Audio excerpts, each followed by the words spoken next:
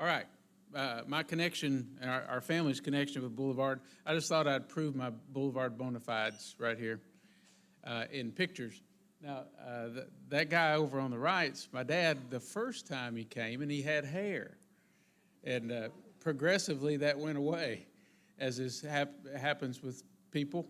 And but he tried different ways of coping with that, and successfully and unsuccessfully. But anyway, I love my dad.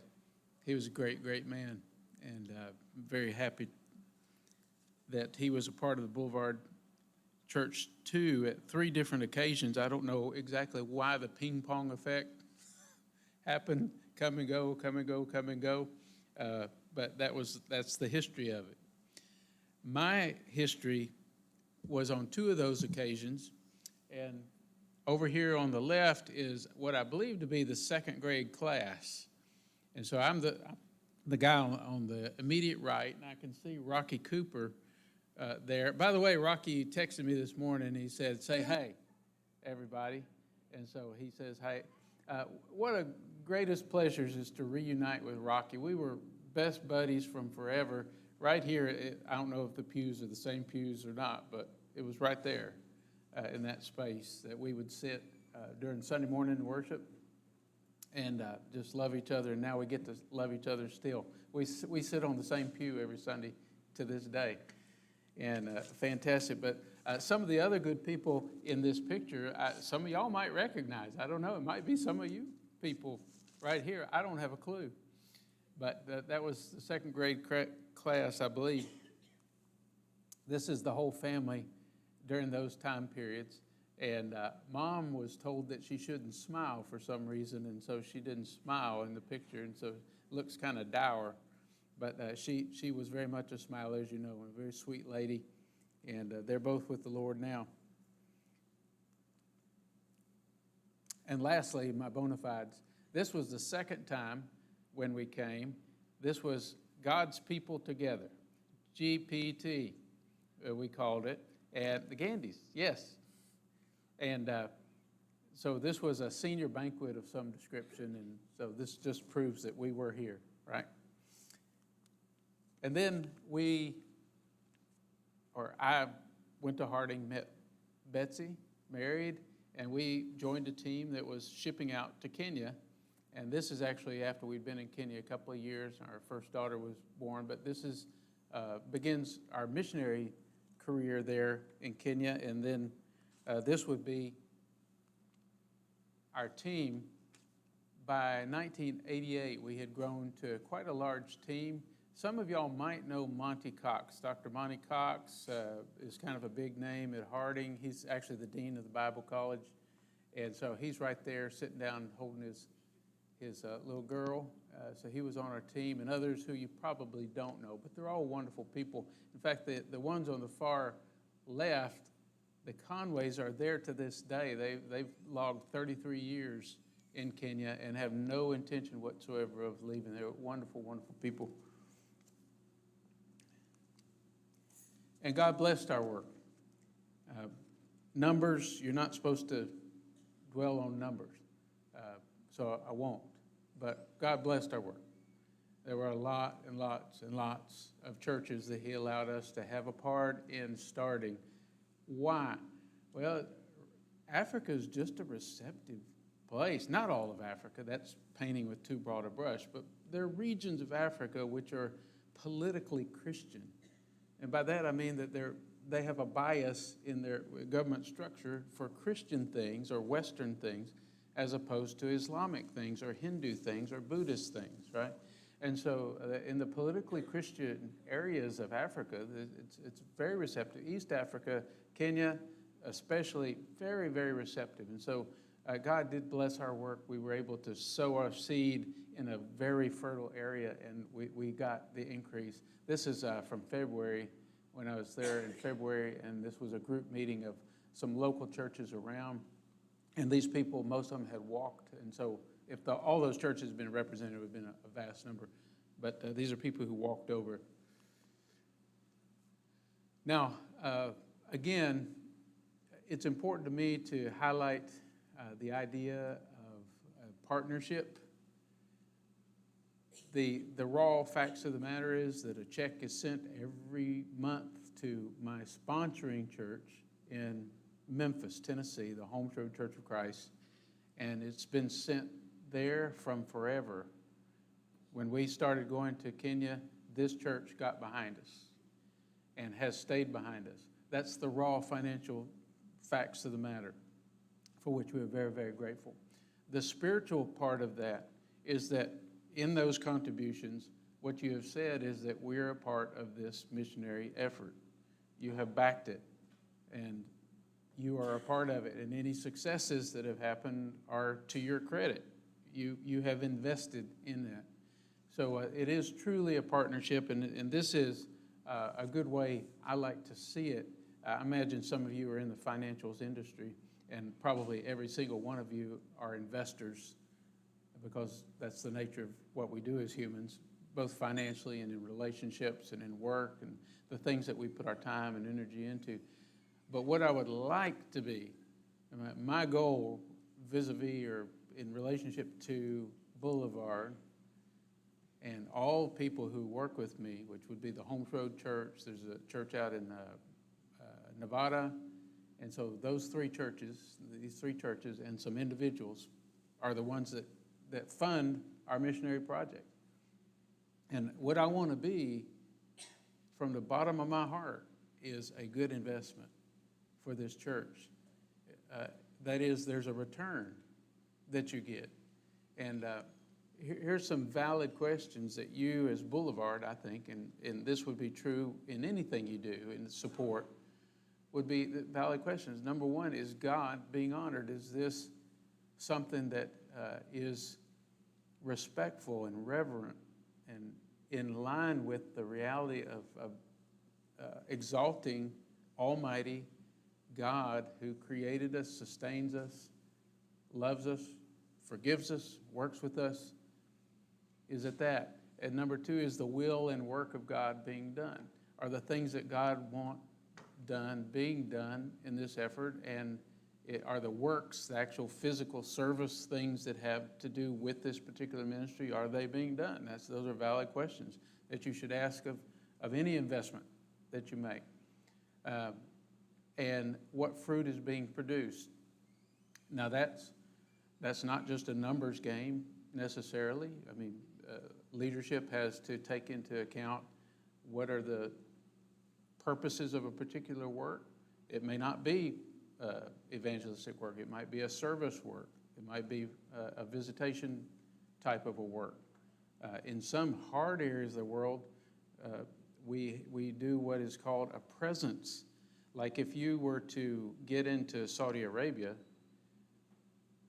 all you can be pretty much is a presence, a Christian presence in that place, because if you are more than that, you get kicked out immediately, right? So some people are actually hidden in various Islamic places of the world, and even in India and Buddhist areas, where they are not allowed to go out on the street corners or anywhere and publicly proselytize for Christianity, but they are a presence there, a placeholder, as it were. And that's valid. Sometimes you have to wonder, well, is that really worth it? Well, that's for the leadership of a particular group that's supporting those people to think about. Do we want to be a part of keeping a presence there that God is, we prayerfully one day going to allow to flourish? And you've got boots on the ground then already ready for a harvest like that. So these are my thoughts when I think about a relationship with Boulevard and with people that support our missionary projects. I want to be a good investment. I want to be legit, okay? You kids, you know, legit is important, okay? I want to be legit because this is a big deal. Serving God is a big deal. It's an important part of who we are. Is a part of our trajectory of life, what we're about, and what we expect to be rewarded for, all right?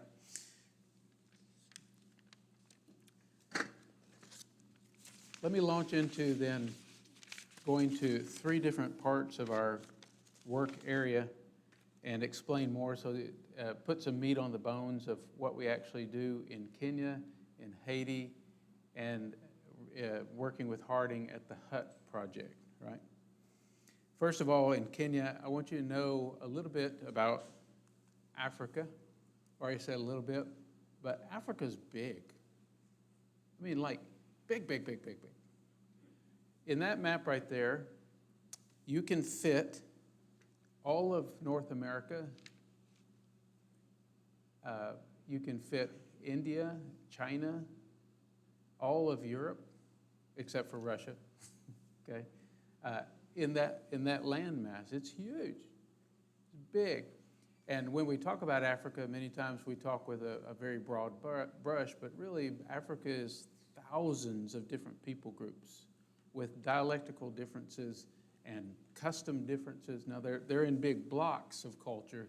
You got your Bantu people to your south, you got your Islamic peoples to your north and to the East Coast and stuff like that.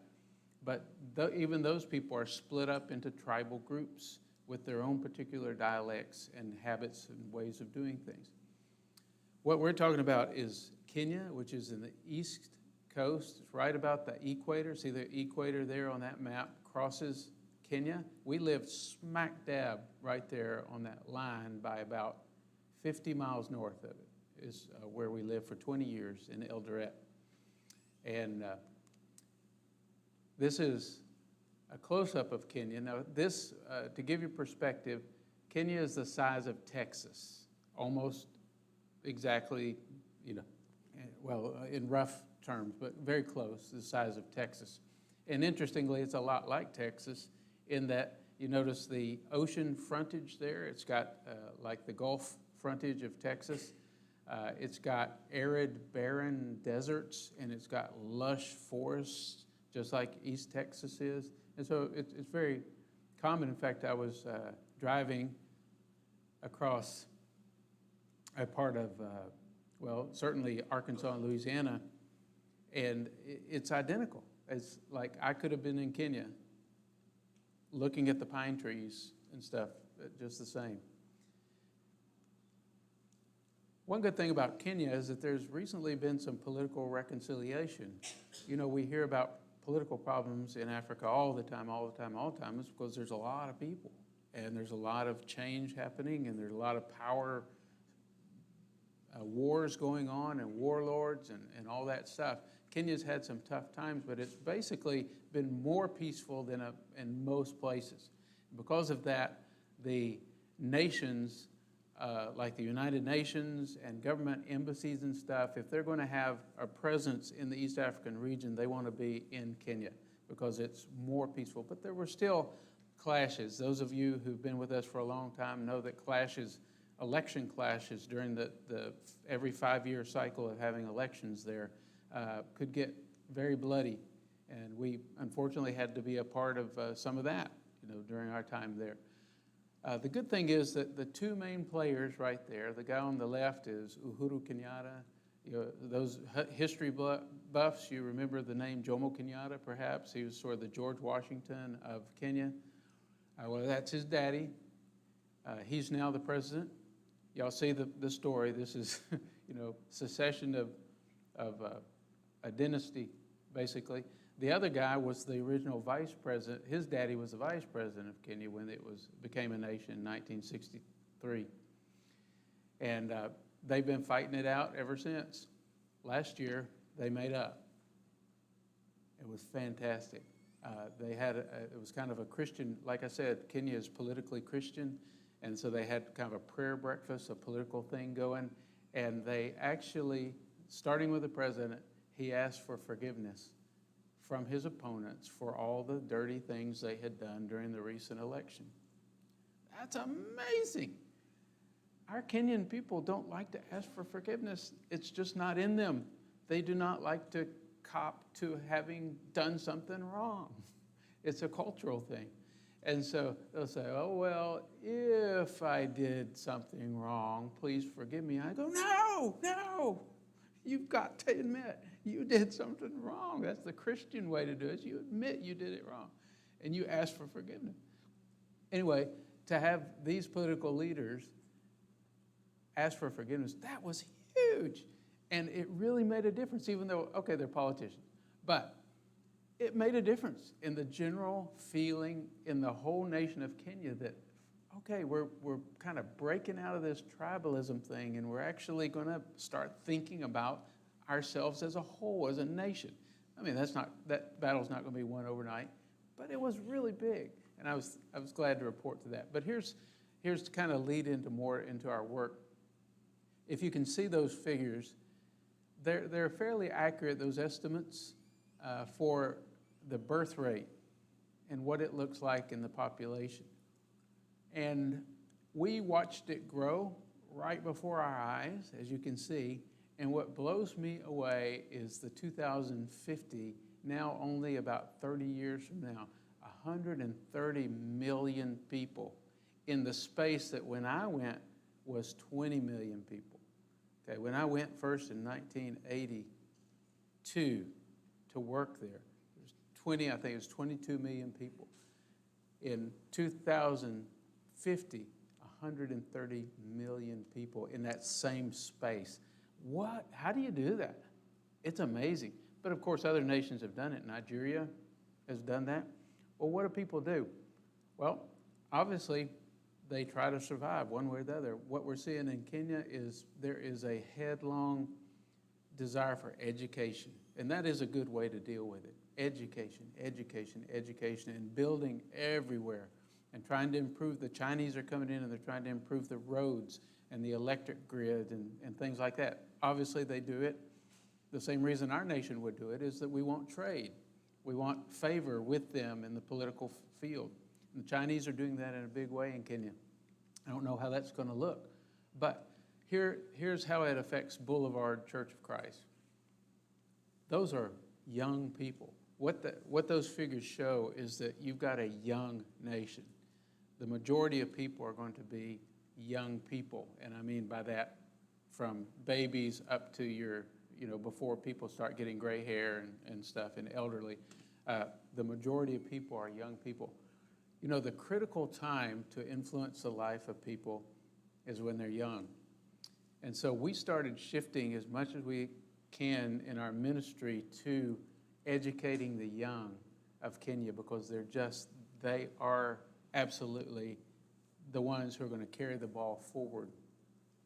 And they're very impressionable. They love, like anybody would, they like video, they like cell phones, they like bling, things that are exciting. They want to watch movies from around the world, Indian movies, American movies, whatever. They're just normal people who want to be like everybody else in the world, and they want to participate in the global economy and be a part. So our plans have been for years. I mean, we started making Christian films while we were still there in 1995, and we've made over 100 Christian films in Swahili primarily, on every Christian topic just about you can do, and we've done it in long form. That is, we would have a drama of, say, 20 minutes to up to an hour and 30 minutes. Our longest movie was an hour and 30 minutes, that we finished about 5 years ago, called Timothy. And it was about a disadvantaged street boy and his finding a mentor, and a mentor finding this boy as a student of his, and them coming together. Okay. After that was finished, we said, okay, now what can we do to help the youth? Well, what we were finding is that people, they're walking around with cell phones. Okay, they're second, third generation, not quite the nice ones, but the nice ones are starting to come in because the Chinese are just pumping them out as cheaply as they can, because they want that market. They desperately want the African market, because that's the area of the world where people are growing. Of course, is Africa, India, primarily Africa, where the populations are just spreading very rapidly. So they want that market. So now our youth in Kenya, a lot of them, if not all, have a cell phone, and they're moving up in the technology chain as we speak.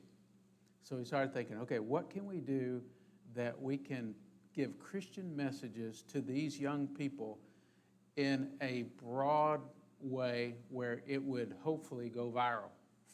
Okay, some of these messages go viral, and people enjoy them so much that they share them with their friends. They can say, Husan, hey, we, ni lazima uone hii, you need to see this, okay? It is so funny. And then, or it's so good. And that's what we did. So we launched into what we call the 1 Timothy 4:12 series, and we've been doing this now. We're in the third year, and really got it cranked up now. What this is, 1 Timothy 4:12, all of you will remember this, is Paul talking to Timothy, and he says, don't let anyone look down on you because you are young, but be an example to the believers in these 5 things that you see here: in speech, in conduct or life, in love, in faith, in purity. So what we did to build our series is we said, okay, let's do 10 short YouTube-style, very engaging episodes in each, about 10 in each one of these categories. And so under speech, we have done episodes on the power of speech, encouraging speech, gossip, speech that heals, like saying, I'm sorry. We did an episode on saying, I'm sorry. Just speech that heals. And we tried to do, some of them are in-your-face rants, like the one on gossip. And it's just, the Kenyan youth, just like all youth and people, we hate gossip. Gossip is so destructive, and it's like once it gets out there, it's the fake news thing and stuff. It's once it gets out there, it takes a life of its own, and it's hard to kill a gossip, right? It's a pernicious evil, right? And so they hate it too. So we did one that was a rant kind of a thing. But most of them are not rants. Most of them are goofy, funny setups of like a skit, like you would see at a youth meeting, you know, where some cheesy little skit. I bet you guys have done some cheesy skits in your life, right? And so you got this cheesy skit. And what we do is we hang a Christian message in there. It's kind of a get their attention, teach them an eternal truth, and then let them enjoy it, you know, like that. So that's what the 1 Timothy 4:12 series is. And I want to tell you about this one right here. It's just an example. Now, the thing is, these are in Swahili, okay? We work in Swahili mainly in Kenya because it is the language that just about everybody can hear. Now, they're increasingly growing in the use of English, but it's kind of a staccato English, you know, a third world English. And we could do that, but if we want the majority of people to be able to understand what's going on, it's in Swahili. Also, Swahili has the advantage of being heard not just in Kenya, but is also Tanzania, large parts of the Congo. I mean, that's huge, okay? Congo sweeps all the way across the middle part of Africa. Okay, and then parts of Rwanda, even Mozambique, Swahili can be heard in some of those places. So it is a good regional language to use to get messages out. So in this episode, you all familiar with motorcycle taxis, very popular in the developing world, because the Chinese started pumping out these $1,000 motorcycles. And before that, you know, to buy a motorcycle from Japan or the US or something was just too exorbitant. There's no way that the average person could think of owning a motorcycle. But when China says, no, we want to dominate the industrial output of the world, that's what they want to do. So they started producing this $1,000 motorcycle, and then all of a sudden it's like, whoa, okay. Investors, people who had a little bit of money said, you know, I can buy 5 of those and set up a little business on the street corner and hire some young guys to ride those things and cart people around, and we'll make money, and that's what they're doing. And so it's a big deal. But this particular episode is called Truth Matters, and it gives you, it's under the heading of faith. We put it in the faith category. And so truth matters. And so you've got this guy who is the believer on the front, and trying to see, yes. Okay, I've got a little film clip of this right after this to give you a kind of a flavor, but it's so funny. These young people who are working with us are Christian young people from various churches there in the Eldoret area who've been selected because they were available and they had a little bit of acting skills in it.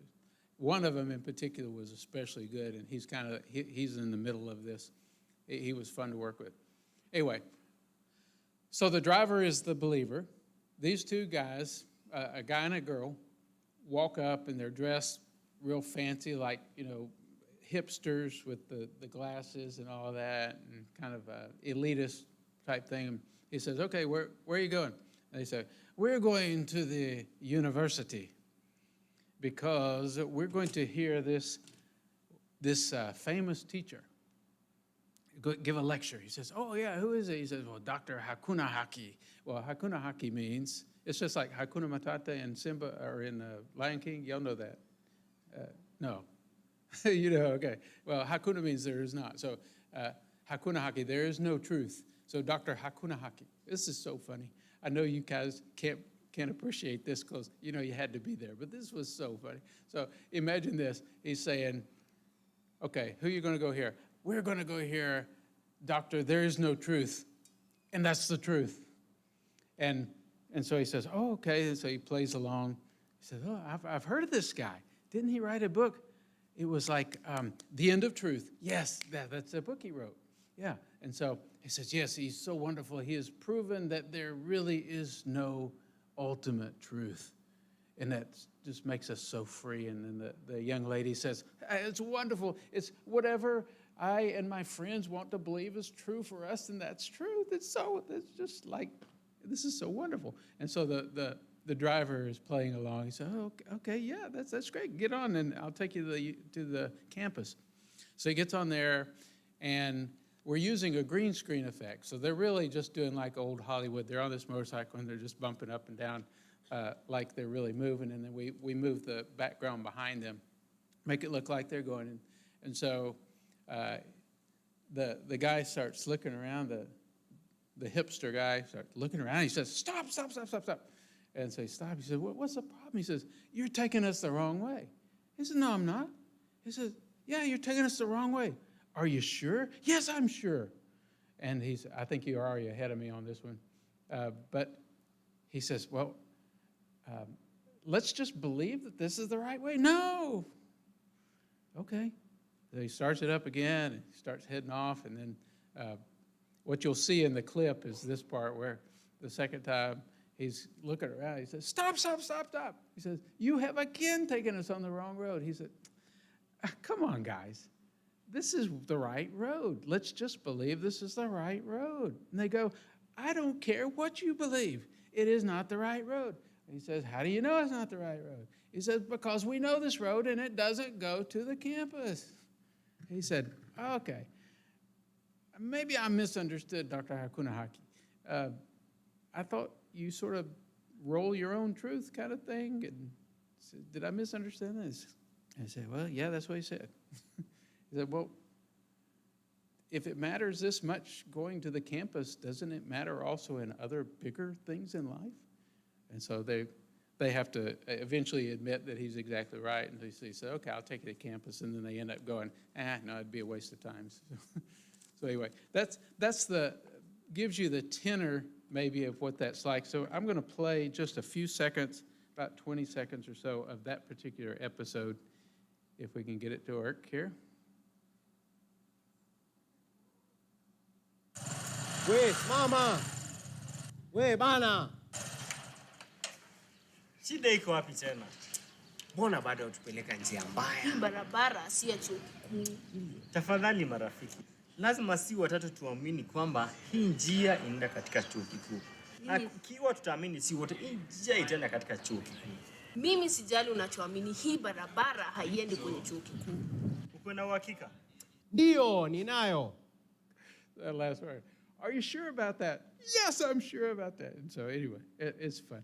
So that kind of shows the tenor of what we're after there. So there's 50 of these episodes covering those major concepts of Christian life that we would want the youth of Africa to grab onto and go, oh yeah, that's right. It does matter what you believe. Or it does matter to ask forgiveness. Or it does matter to be kind to people you meet in school who are lonely and stuff. There's all sorts of episodes we have which bring out the characteristics of Christian life, that we want the youth to imbibe. Now, one of the good things about the 412 lessons is that we've done it in Swahili, but our partners in Nairobi, Good News Productions International, so people we've worked with many, many times, they love these scripts, and I've freely given out these scripts to everybody who would want to do it in various languages and stuff. So they're doing it in the Shang language. Shang is what, you ask? Oh, good question. Shang is Nairobiese. Nairobi is the capital of Kenya. And in the capital of Kenya, you've got people who are really more modern, just like kind of Washington, D.C., or New York City or something, more elite, more modern.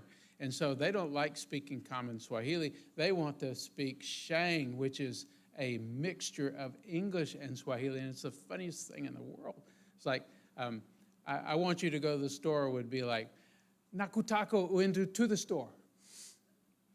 Okay, that's how it is. Every sentence is this mishmash of Swahili and English, and they even borrow words widely because that's the nature of language. They borrow words from anywhere, and it's just hysterical to listen to. But it's being done in Shang. Also in Pokot, we did this. Pokot is a very remote language related to our main language in Kenya that we worked with. Is called Kalenjin. And it's the Kalenjin people, and as I've said many, many times, the Kalenjin are the world-class runners.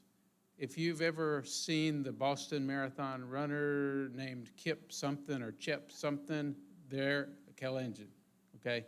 They're our people. So these are Kalenjin people, the Pokot, but their dialect is just a little bit removed. And so we started making, okay, I'll show you the other in just a second, but I wanted to affirm people are being baptized, okay? Because that's a question, a valid question about ministry is, okay, but are you having any fruit in response? These are kids being baptized at a meeting where they've just watched some of our films, or previous films. Not to say that our films, did all the thing, but it contributed to their Christian education and decision to be baptized. So yeah, there is definitely fruit. It's a very receptive place. I wanted to show you, and those of you who are into photography will get this, or videography, and it's just hysterically fun to be able to do this on a technical side. Okay, this is in Pokot. We're sitting in front of a brick building, and we put a green screen up there. Now watch what you can do with this. You can put anything you want to up in front of them. And this particular episode was on the greatness of God. And it's #1 in the Faith series called the Honoring God, the Greatness of God. And what it does is over a period of 5 to 7 minutes, it takes through a kind of a Bible lesson on God is great in his creation, the physical world around us. God is great in his creation of animals, and God is great in his creation of people. So it goes boom, boom, boom. And it uses, we use celestial pictures of stars and galaxies, and just really pepper it with visual stimulus of just the greatness of God over that time period. So that's what this one was. Okay, moving on now out of Kenya. We also are doing the same series in Haiti, but also a different series as well. There's 2 main prongs of our work in Haiti. And we work with the Haitian Christian Development Project there. This is a nonprofit started by a cardiologist in the Pleasant Valley Church of Christ in Little Rock. Okay, Dr. David Smith went to Haiti 30 years ago, fell head over heels in love with the ministry, and has given his whole life basically to service in Haiti. He drew us in when we came back in 2002 from Kenya, said, I want you to come to Haiti and do some of these things for us. So we started one major project is a basic health series, and we're now on episode 20, I believe 25. We just finished 2 on diabetes and this last one on tuberculosis. And what these are Christian dramas with a Christian backstory, and there are church people there, the Poto Church near Gonaïve, Haiti, and the elders are some of the main actors in it. And we have tackled a health issue in each of those episodes in a dramatic format. And what that looks like is, imagine that you're watching, I don't know what your favorite sitcom is these days, but back in the old days, okay, let's say Andy Griffith Show.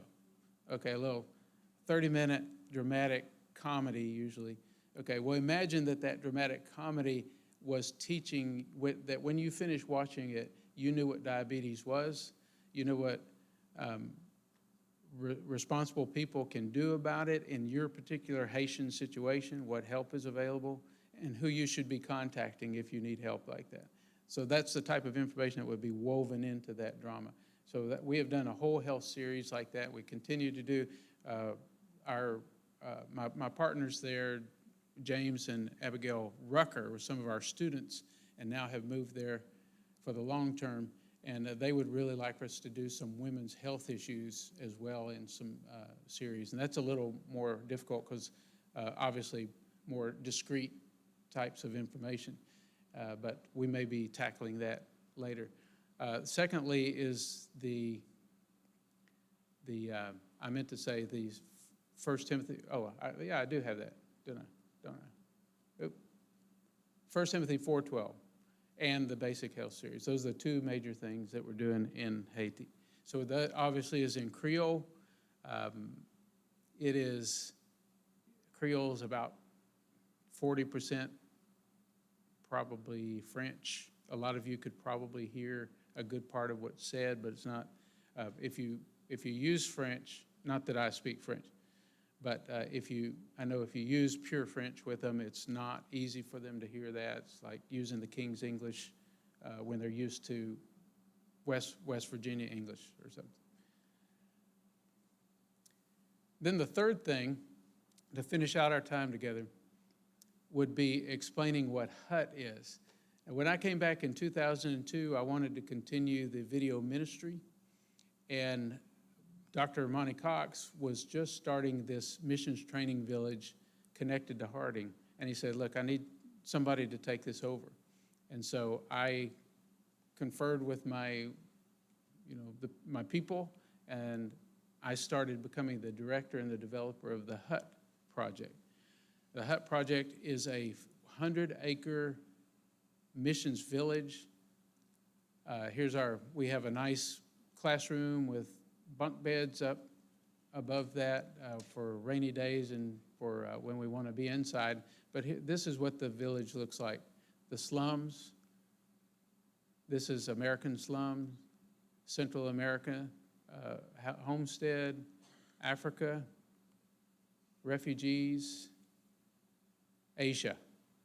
Okay, these are our compounds that are spread out over a 100-acre village. And the big thing, of course, is not the compound, but the big thing is that we have youth groups like this youth group come, and we have college classes come for weekend events, and we take them through simulations which would be suited towards what they need in Christian education. For instance, if a group was going to Guatemala, or a group was going to Honduras or Dominican Republic or Haiti somewhere on a 1 or 2 week campaign, we would tailor that education to how do you get through an airport? How do you keep your cool when you're harassed by a customs official? And how do you play the immigration rules and stuff and get through and don't embarrass yourself, don't get put in jail, and all these kind of things. And then when you get through that, then how can you deal respectfully in a good cross-cultural manner with both non-Christians and Christians you'll be involved with? Okay, now that'd be a group that's actually going to an area. We do this with Harding interns who are going on summer internships all over the world, and we put them through the same stuff. We teach them keep your cool, be respectful of culture, and rely upon your host people. And people come away with this simulated, experiential, hands-on type of education, It's very powerful. Anyway, we'd love to have your youth group come to Hut. Really good. And I have a coupon. Since I'm the director, I can give a coupon. Coupon is, if y'all will come, we'll do it for free, not a penny, okay? Because we'd love to get you out. And it's not a big money deal. It's Christian ministry, teaching the young people how to be missions minded. It's what it's about. So 3 main things that we are partners together with you, good people, would be ministry in Kenya, ministry in Haiti, and ministry in training the young of America to be missional. Okay? Thank you very, very much.